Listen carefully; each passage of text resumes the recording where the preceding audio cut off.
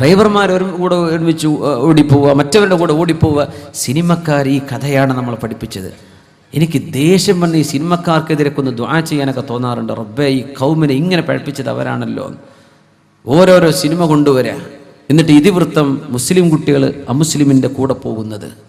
എന്നിട്ട് ഈ മിക്സ്ഡ് മാരേജുകളൊക്കെ വർദ്ധിക്കുമ്പോൾ നമ്മുടെ സോഷ്യൽ ഇൻറ്റഗ്രിറ്റി, സുബ്ഹാനല്ലാഹ്, എന്തൊരു വിഷമം, എന്തൊരു വേദനയാണിത്.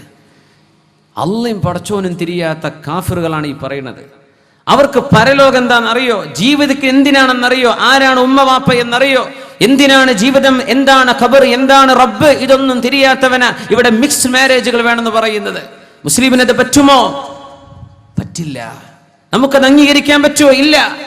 ഇങ്ങനെ കണ്ടവന്റെ കൂടെ ഒളിച്ചോടാൻ വേണ്ടി പറഞ്ഞ ഈ സിനിമയിലെ നായകന്മാർ സ്വന്തം ഭാര്യ മറ്റുള്ളവന്റെ കൂടെ ഇറങ്ങിപ്പോകും. അവർക്ക് സഹിക്കുന്നുണ്ടോ? ഇല്ല. നമ്മുടെ പെണ്ണുങ്ങൾക്ക് മാതൃക കാണിച്ചത് ഇവരാണ്. 100 സിനിമകൾ പുതിയെണ്ണായി അനുഭവിച്ച പെണ്ണ ഒരു കല്യാണം കഴിഞ്ഞപ്പോൾ 2 മാസം കൊണ്ട് അവൾക്ക് വിവാഹമോചനം അല്ലേ? ഒരുപാട് സിനിമകളിൽ കണ്ട പെണ്ണുങ്ങളെ മുഴുവനും ചാടിച്ചു കൊണ്ടുപോകുന്ന അഭിനയം നടത്തിയിട്ട് 100 അതിനപ്പുറവും സിനിമ അഭിനയിച്ചു എന്ന് മേനി പറഞ്ഞ് നടന്ന് സ്വന്തം ഭാര്യയെ കൊണ്ടു നടക്കാൻ പോലും നട്ടലില്ലാത്ത ഇവരാ ഈ സമൂഹത്തിന്റെ കല്യാണത്തിന്റെ പേരിൽ മാതൃക കാണിക്കാൻ വന്നത്. അവർക്ക് കുടുംബ കോടതി കയറി ഇറങ്ങണം അല്ലേ? വിവാഹമോചനം വേണം. കുട്ടിയെ അവളോ ഞാനോ ആരാണിത്? ഇവരൊക്കെയാ നമ്മുടെ കുട്ടികളെ പഴപ്പിച്ചത്. ഈ നടന്മാരാ നടിമാരാ നമ്മുടെ മക്കളെ പഴപ്പിച്ചത്. അവർക്ക് സ്വന്തമായി യാഥാർത്ഥ്യമുള്ളൊരു ജീവിതം നയിക്കാൻ പറ്റിയിട്ടില്ല. എന്നിട്ട് നമ്മുടെ സമൂഹം ഇത് കണ്ട് പഠിക്കുക, നമ്മൾ ഇത് കണ്ട് ആടുകയാണ്. ഇവർക്ക് പോലും ഇത് സാധിക്കുന്നില്ല. നമ്മുടെ മാതൃക അള്ളാഹുവിന്റെ റസൂലല്ലേ, ഹബീബിന്റെ അനുയായികളല്ലേ, മുസ്ലിമീങ്ങളായ സാത്വികരായ നമ്മുടെ മുൻഗാമികളല്ലേ. എന്നിട്ട് നമ്മൾ ഇതൊക്കെ മാറ്റിവെച്ചു. നമ്മൾ സിനിമക്കാരന്റെ കൂടെ അനുഭവിക്കും. ഇത് അനുഭവിച്ചേ പറ്റൂ.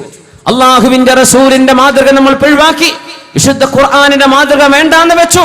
ഖുർആൻ ഒത്തു നടക്കുന്നില്ല. അള്ളാഹുവിന്റെ ഹബീബിന്റെ സ്വഹാബത്തിനെ പറ്റിയുള്ള അപദാനങ്ങളില്ല. അവരുടെ ചരിത്രം വായിക്കപ്പെടുന്നില്ല. ഒന്നും വേണ്ട, സീരിയലും സിനിമയും മാത്രം. നമ്മുടെ മക്കൾ ഇതൊക്കെ കണ്ടു വളർന്നു. എന്നിട്ട് തലപൊക്കി നടക്കാൻ പറ്റണില്ല നമുക്ക് അല്ലേ? മനസ്സിലാക്കി എവിടെയാണ് പിഴച്ചുപോയത് എന്ന്. യൂസുഫ് നബിയെ കുറിച്ച് പറയാണ് ഖുർആൻ.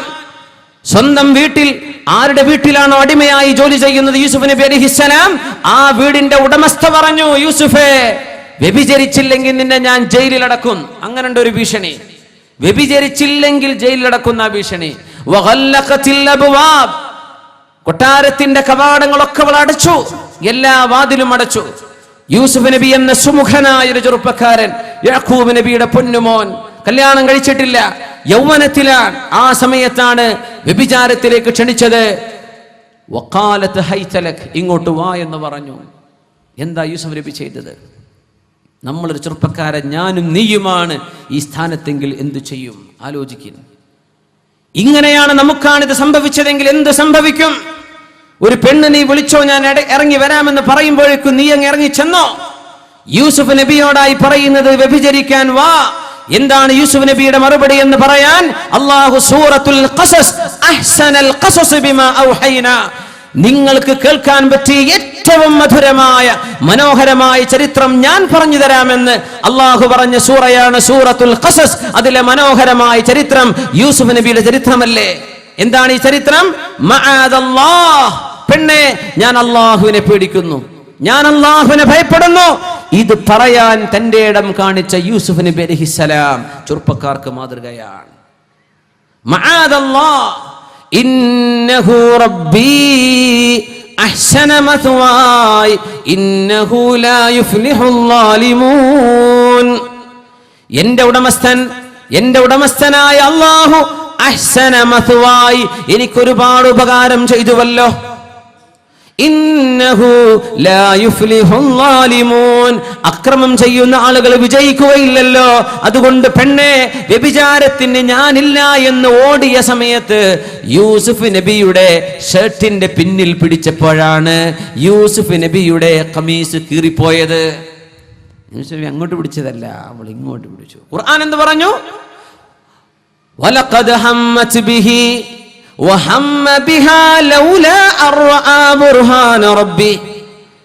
യൂസുഫ് നബിയിൽ നിന്ന് എന്തോ വേണ്ടാത്തത് സുലൈഖ ബീവി ഉദ്ദേശിച്ചിരുന്നു. വഹമ്മ ബിഹാ, യൂസുഫ് നബിയും വിചാരിച്ചു പോയേനെ, ലൗലാ അർആ ബുർഹാന റബ്ബി, അല്ലാഹുവിന്റെ മഹാദൃഷ്ടാന്തങ്ങൾ കണ്ടില്ലായിരുന്നുവെങ്കിൽ യൂസുഫ് നബിയും ആഗ്രഹം വെച്ചു പോയേനെ. ഈ വാക്ക് അല്ലാഹു ഖുർആനിൽ കൊണ്ടുവരാൻ കാരണം എന്താണെന്നറിയോ? എന്തിനാ യൂസുഫ് നബി അങ്ങോട്ടും എന്ന് അല്ലാഹു പറഞ്ഞതെന്നറിയോ? യൂസുഫ് നബി വൈകാരികമായ ചിന്തകളൊക്കെ ഉള്ള ഒരു മനുഷ്യൻ തന്നെയാണെന്ന് പറയാൻ. യൂസുഫ് നബി ഷണ്ഠനല്ല. യൂസുഫ് നബി അലൈഹിസ്സലാമിന് പെണ്ണുങ്ങൾ ആവശ്യമില്ലാത്തൊരവസ്ഥയിലുമല്ല. യൂസുഫ് നബി അലൈഹിസ്സലാമിന് ഒരു ചെറുപ്പക്കാരന്റെ സ്വാഭാവിക ചിന്തകൾ ഉള്ള പ്രായമാണത്. എന്നിട്ട് മആദല്ലാഹ്, അല്ലാഹുവേ നീ എനിക്ക് കാവൽ തരണേ എന്ന് ചോദിച്ചപ്പോ അല്ലാഹു രക്ഷപ്പെടുത്തി. ഇങ്ങനെ ഒരു ഫിത്നയുടെ വിഷയം വരുമ്പോ ആരാണ് അള്ളാഹുവിന്റെ പേരെടുക്കുന്നത്?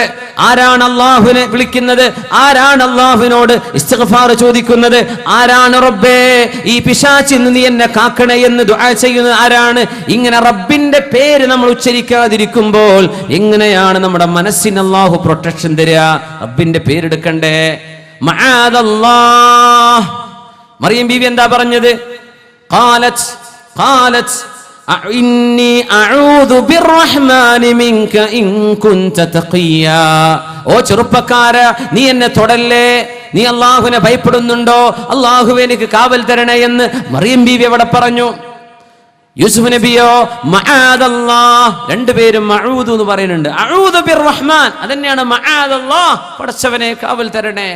ഇത് പറയുന്ന ചെറുപ്പക്കാരൻ, ഇത് പറയുന്ന ചെറുപ്പക്കാരി, ഇവരാണ് ഖുർആനിന്റെ ഇബാദത്തു തഅബ്ബുദു തത്ബീഖ് ജീവിതത്തിലേക്ക് ഖുർആൻ പകർത്തുന്നത്. ഇങ്ങനെയാണ്. ഇങ്ങനെ ജീവിക്കുമ്പോ അതാണ് ഖുർആൻ ജീവിക്കുക എന്ന് പറഞ്ഞാൽ. നമ്മുടെ ചെറുപ്പക്കാർക്ക് അത് കഴിയൂലേ?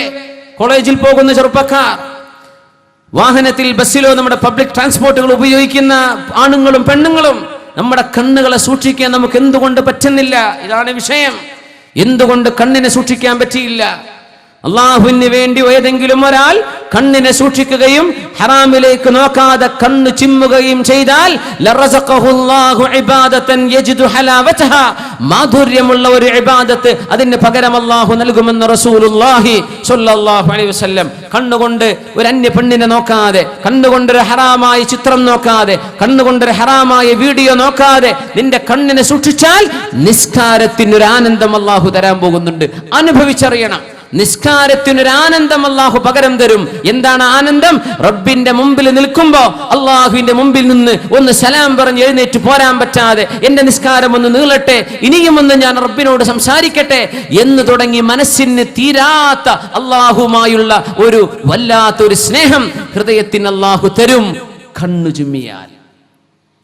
ചിമ്മിയാൽ ആണും പെണ്ണും ഇത് സൂക്ഷിച്ചാൽ. ഖുല്ലിൽ മുഅ്മിനീന യഗുള്ളൂ മിൻ അബ്സാരിഹിം വയഹ്ഫളൂ ഫുറൂജഹും ദാലിക അസ്കാ ലഹും.